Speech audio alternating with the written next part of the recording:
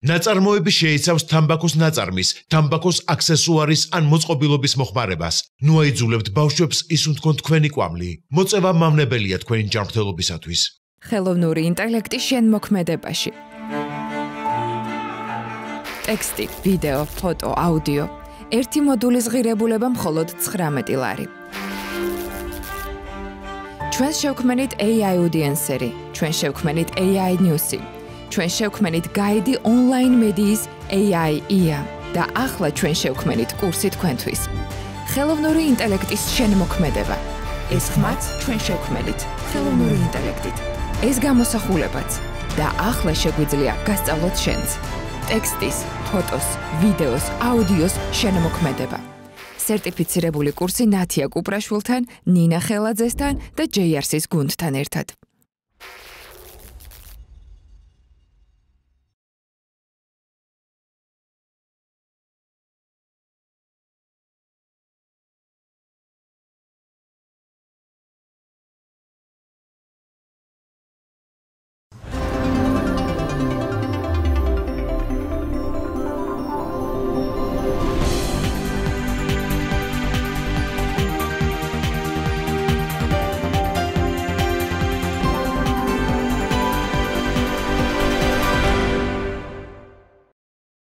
ცოტა ხნის წინ ეკოლოგების, გარემოსდამცველებისა და იქთიოლოგების ყურადღება მიიპყრო იქთიოლოგ არჩილ გუჩმანიძის მიერ გავრცელებულმა ინფორმაციამ, რომ შავი ზღვის ქართულ ნაწილში დაფიქსირდა ტოქსიკური თევზი ფუგუ, რომლის ინვაზიამ გუჩმანიძის მტკიცებით შეიძლება გავლენა მოახდინოს თევზჭერასა და ეკოლოგიურ ბალანსზე. მისივე თქმით, ეს თევზი საშიშია ადამიანებისთვისაც.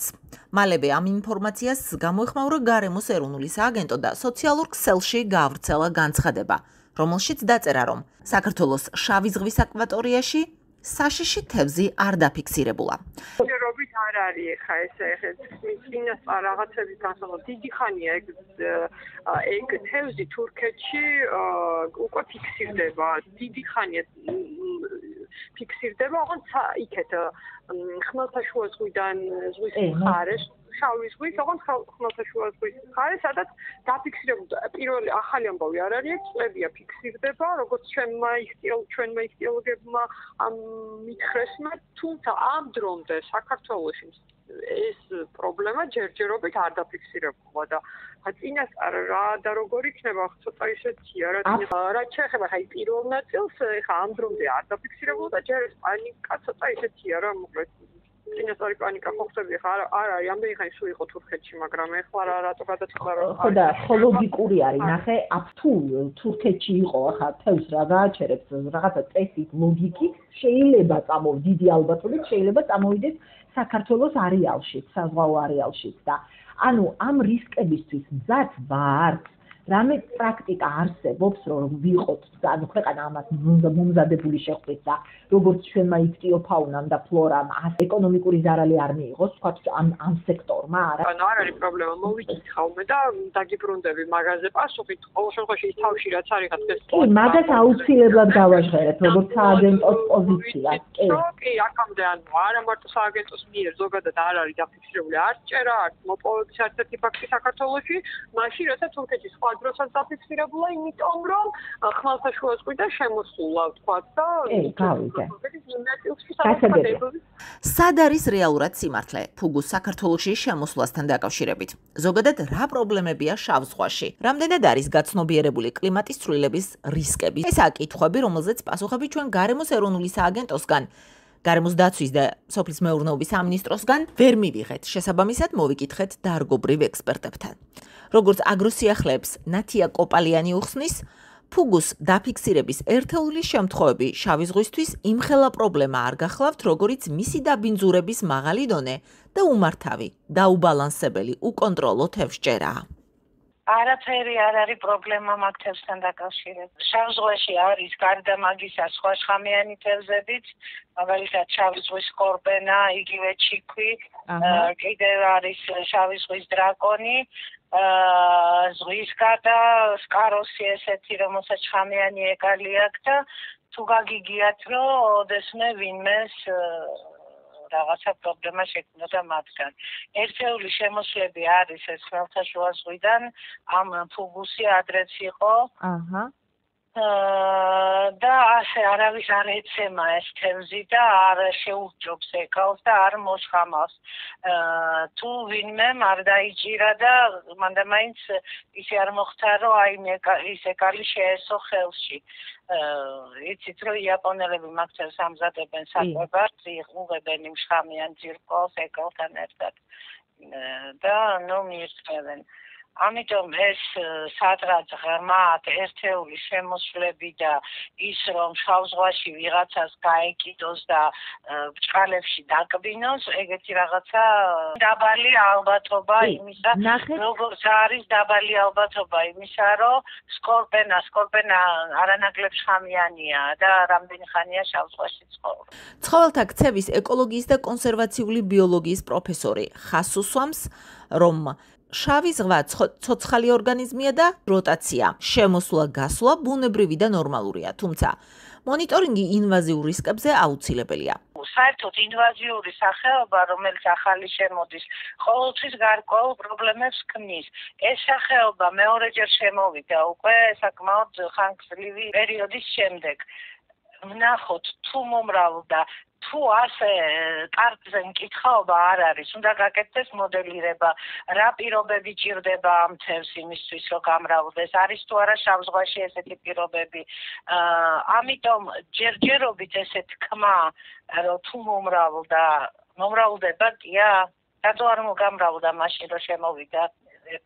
ხო, აი ნახეთ, თუმცა დაშვებაზე არც ერთი მხრივ არხეინობა ალბათ გონივრული და არც მეორე მხრივ ძალიან რაღაცა პრობლემის გაზვიადება და შავი ზღვა არის ცოცხალი ეკოსისტემა. ბატონო.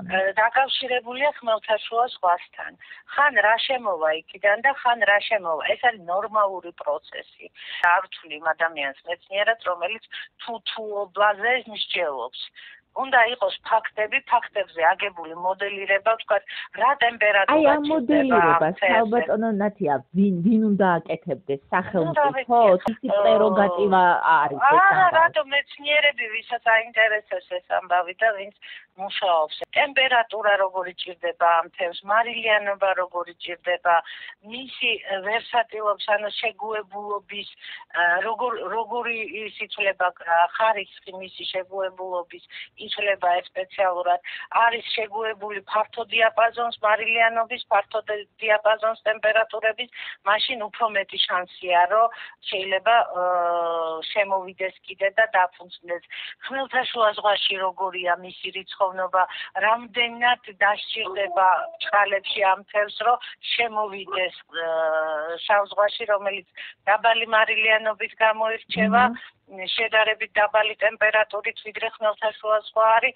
აი ეს ყველაფერი არის, ასე ვთქვათ, ასაწონ-დასაწონი და მე უკვე ამის საფუძველზე გასაკეთებელი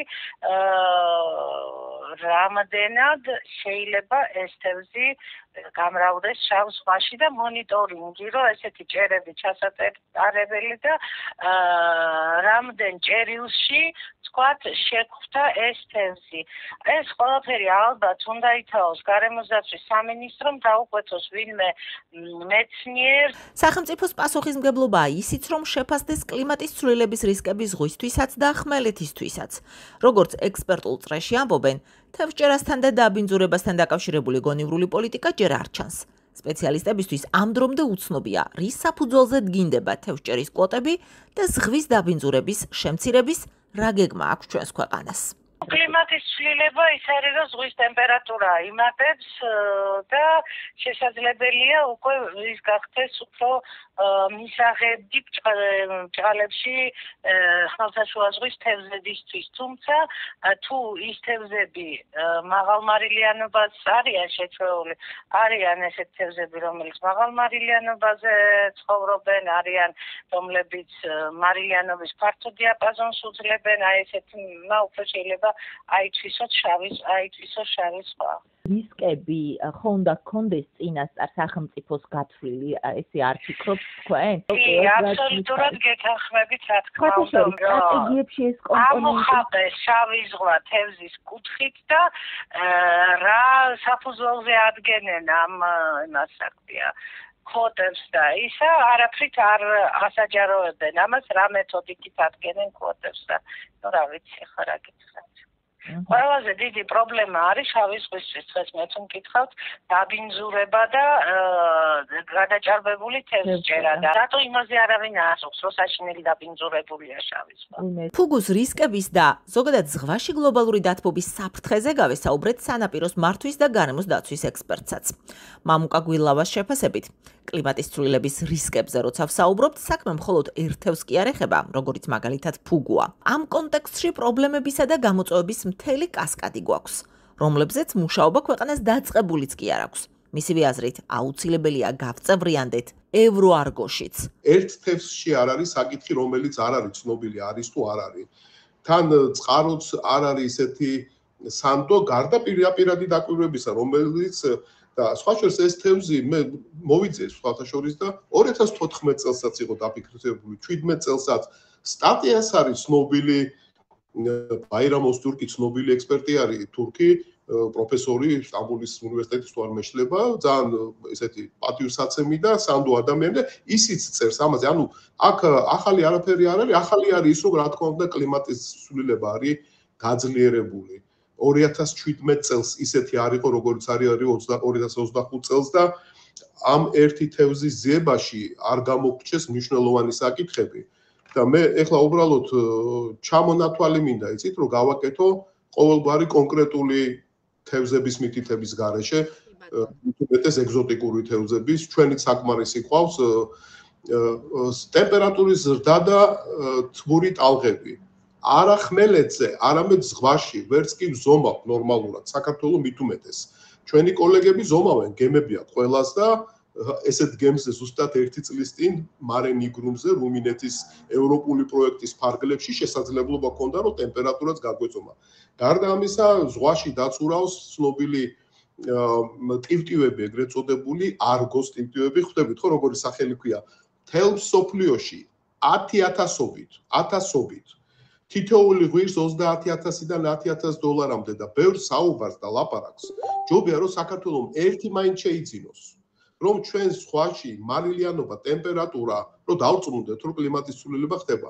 მაგრამ თუ არ შევიძენთ და წვილს არ შევიტანთ მონიტორინგში ჩვენს ქვეყნებთან ერთად, მეზობელ ქვეყნებთან ერთად, ყველასაა კარგო გაშვებული, ამას ბულგარელები უშვებენ, ბულგარეთის ოკეანოლოგიის ინსტიტუტი, ვიცნობ ამ ადამიანებს, მაგალითად მარე ნიგრუმიდან პირველად გაუშვეს საქართველოს წყლებში არგო და მას დავარქვით სახელად ფაზისი და კოლხეთი. ორი სახელი დავარქვით, ნიკნეიმი, ანუ ზედმეტ სახელი შეგვიძლია უწოდო ოფიციალური.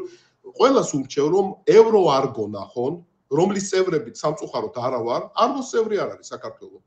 საბერძნეთი და საქართველოს უნდა იყვნენ პირველ წელს. დამერწმუნეთ, რომ საბერძნეთი წევრია ევროარგოსი. ევროკავშირში თუ ვერ ვერთიანდებით, ევროარგოში მაინც გავერთიანდეთ, გვეხვეწებიან. ამისათვის ორი ცალი უნდა შევიძინოთ და გაუშვათ ჩვენ წყლებში, მაგრამ ერთი უკვე გაუშვეს ჩვენმა ბულგარელმა კოლეგებმა. ამიტომ ბევრ საუბარს კლიმატის ცვლილებაზე ჯობია ქმედება, გავხდეთ არგოს წევრი და წვლილი შევიტანოთ ამ არგოს ფლოტილიაში, ეგრე ქვია, არგო ფლოუთს ვისაც უნდა, უბრალოდ ნახეთ რა საინტერესო რაღაც არის და ამაზე ვისაუბროთ და ამაზე ვიკავებთ და გარემოს ეროვნულ სააგენტოს მოუწოდებ, რომ თქვათ ექსპერტებთან კი არ შევიდნენ დისკუსიაში, გადადგან ნაბიჯები, ვიცი რომ ისინი ევროპულ პროექტებში მშვენივრად მონაწილეობენ და მათ შორის გაუშვათ 1-2 არგო ჩვენი მხრიდან. სხვა შორის ეს არგო, რომელიც გაუშვათ 1 წლის წინ, არ წავიდა ჩვენი წყლებიდან ტრიალებს და სხვა შორის აფხაზეთში ტრიალებს. ჩვენ აფხაზელ კოლეგებს უთხრათ, რომ მათთან არის არგო, ტივტივებს ზემოდემოთ, ჩადის 1 კილომეტრზე, ამოდის მაღლა, ზომავს ტემპერატურა, მაგრამ პრობლემა არის გაზრდილ ტემპერატურაში და გაზრდილ თბულ ტალღებში. რომელსაც ჩვენ ვერ გზნობთ, იმიტომ რომ სადღაც ზღვაში ხდება, მაგრამ ხო ჰომო საპიენსები ვართ.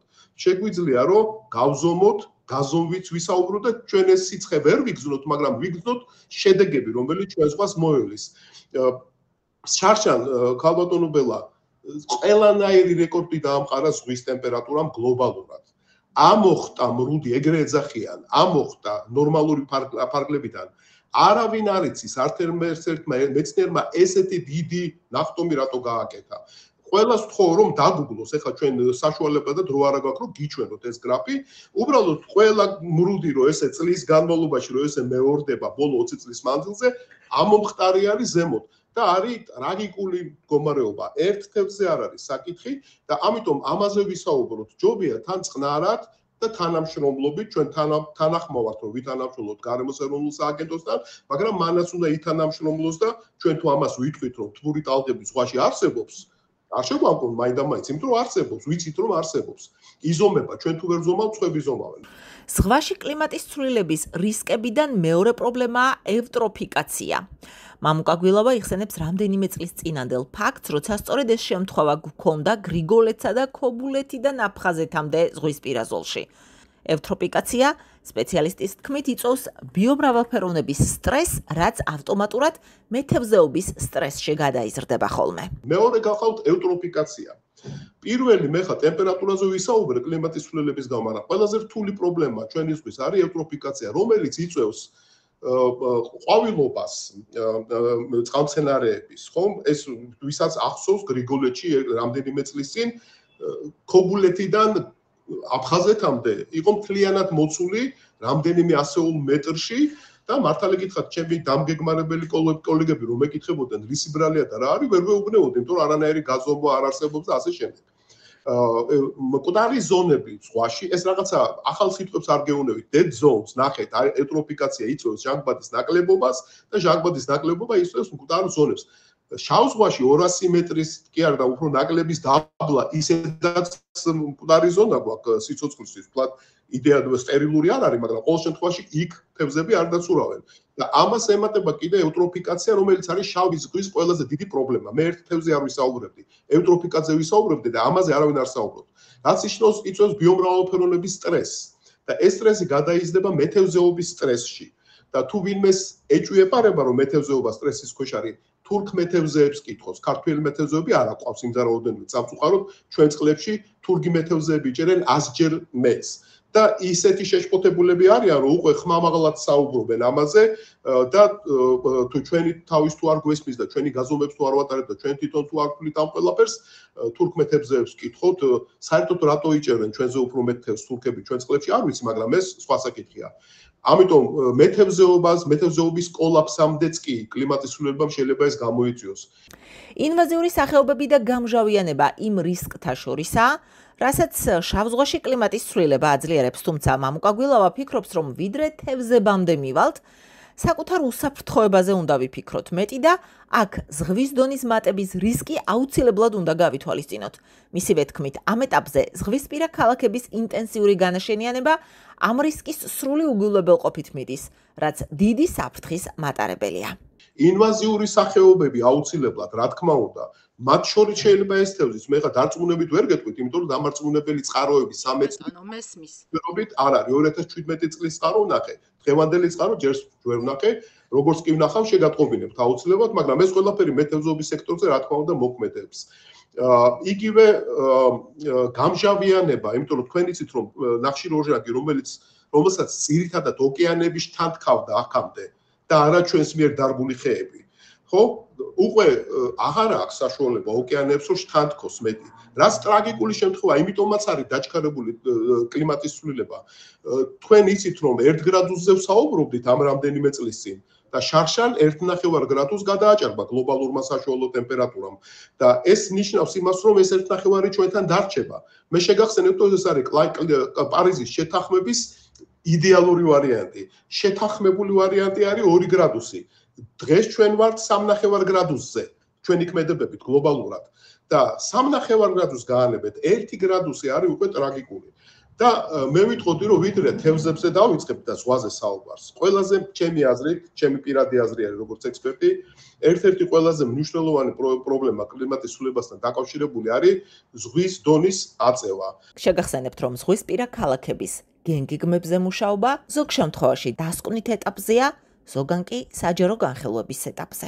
რუკა მინდა რომ გავაზიარო, ეს გახლავთ ცნობილი ამერიკაში სარშებობენ ესენი.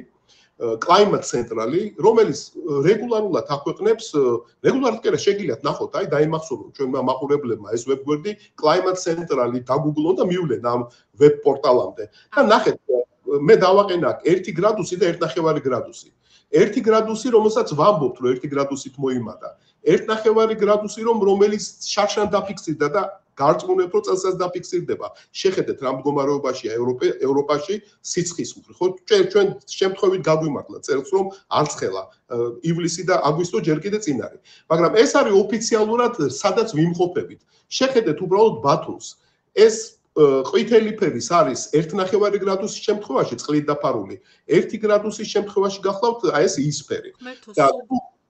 და ეს აუცილებლად მოხდება უბრალოდ კამათობენ ეს მოხდება 100 წელიწადში თუ მოხდება 1000 წელიწადში მე ახლა ქალბატონო ბელა დავაყენებ ამას 2 გრადუსზე და 1.5 გრადუსზე იმიტომ რომ ეს არის დღეს სადაც ვიმყოფებით 2.5 გრადუსზე შევთანხმდით 10 წლის წინ პარიზში და არაფერი არ გაგვიკეთებია რეალურად და შეხედეთ მთელი ბათუმი იფარება წყლით ანუ მოხდება აუცილებლად მე ამ უფრთხილდები ჩემს სიტყვებს არ ვიცით როდის ვიღაცას გონია რომ 1000 წელიწადში მილენიუმ ხო და ვიღაცას გონია რომ 100 წელიწადში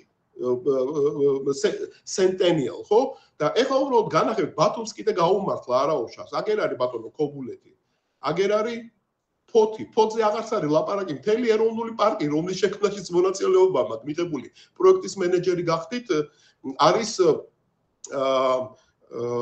დაიფარება წყლით აი ამ სცენარით რომელიც დღევანდელი სცენარია მე ახლა მომავალზე არ ვსაუბრობ დღეს რაც გვაქვს 1.5 გრადუს მიღწეული გვაქვს და გვინდა რომ 2.5 გრადუსში დავრჩეთ რასაც ვერ მოვახერხებთ სამწუხაროდ თუ დღევანდელი მიდგომით გაუყვებით ანტარქტიკას უნდა უყუროთ იქ თუ თეიტესის მყინვარი ვერც ვამბობ ისეთი ბრიტანული სიტყვა ქვია დაგუგლეთ და ნახეთ დასავლეთ ანტარქტიკის შელფზე რა არის ის თუ მოწყდა და მთლიანად ჩამოვიდა ვერ შეაჩერებს უკან მყოფ მყინვარებს რომელსაც ეს იჭერს და ერთ-ერთ სამეცნიერო სტატიას გეუბნევთ რომ ეს თეიტესის არ ვიცი როგორ გამოითქმის thank you სავით არის ჩვენი ენა არ არის ხო ამ ასოსაც ვერ ვამბობ ფრჩხილებით უჭირავს ესეა ნათქვამი ჩემი ხელები მინდა რომ დაგანახოთ ჩაბღაუჭებულია მიწას და წყალი ქვემოდან თბება 9 გრადუსით 1 გრადუსით მარილიანობა იცვლება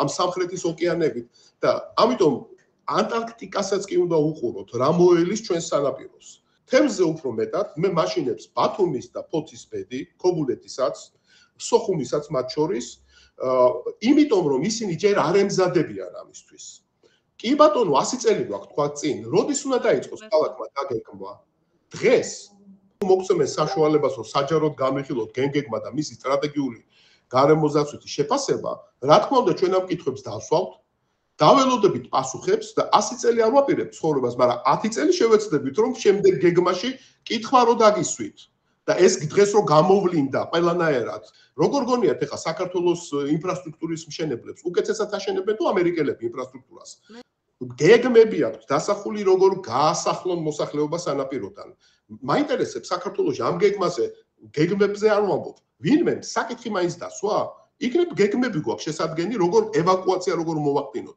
და თქვენ უბრალოდ წაიკითხეთ ამერიკელებთან რამდენი სოციალური მენტალური კულტურული მემკვიდრეობის და სხვა საკითხები არის დადგება დღის წესრიგში როცა თქვენ იძულებული ხართ რომ რეტრიტი გააკეთოთ ეგრე ქვია სანაპიროდან რეტრიტი გააკეთოთ ესე იგი მე ხა არავის არ მოუწოდებ რომ მიატოვოს თავის საცხოვრისი ბათუმში და ფოთში და სადღაც გაიქცეს მაგრამ აუცილებლად მოუწოდებ რომ თავის ხელისუფლებას ადგილობრივს რეგიონალურს და ცენტრალურს მოთხოვონ გეგმავთ თქვენ რამე ჩვენ თუ ეს პროცესები და ჩვენი შვილები და შვილიშვილები როგორ სახლებში ცხოვრობენ როგორი გარემო ექნებათ ამიტომ ეს არ არის პატარა საკითხები მივხედოთ ბათუმის გენგეგმას ფოთის გენგეგმას და კლიმატის ცვლილებისთვის მზადება და მე რამდენიმე საკითხი ჩამოგითვალეთ უბრალოდ მე პირადად გონიათ რომ ზღვის დონის აწევა ეგზისტენციალური არის ბათუმში კუნძულებს ვაშენებთ ბათუმში წყალში არავინ რატო არ ცხოვრობს იმიტომ რომ იქ ცხოვრება არის შეუძლებელი ხელოვნურად ვაშენებთ იმას მოუაროთ რაც ბუნებრივად აქვს იქ მოვიქცეთ კარგად არ არის ახლა კუნძულების შენების დრო მით უმეტეს ქართველებისთვის არანაირი ერთი კაპიკი არ აქვს იმისთვის რომ კუნძულები ვაშენოთ თუნდაც ეს იყოს ინვესტორი თუ ამ ინვესტორს ამდენი ფული აქვს, რამე აზრიანი გააკეთოს.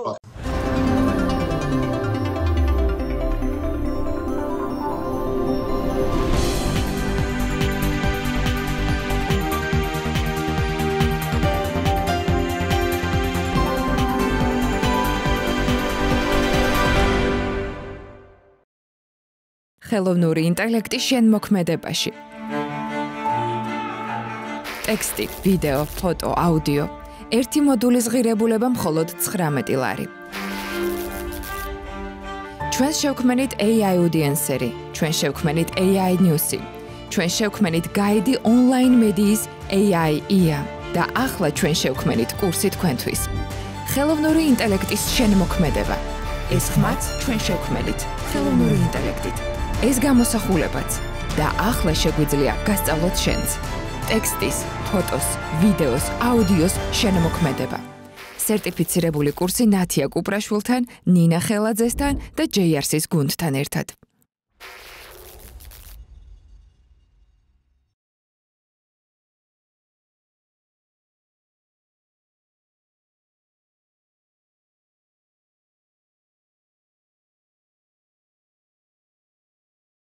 ნაწარმოები შეიცავს თამბაქოს ნაწარმის, თამბაქოს აქსესუარის ან მოწყობილობის მოხმარებას. ნუ აიძულებთ ბავშვებს ისუნთქონ თქვენი კვამლი. მოწევა მავნებელია თქვენი ჯანმრთელობისათვის.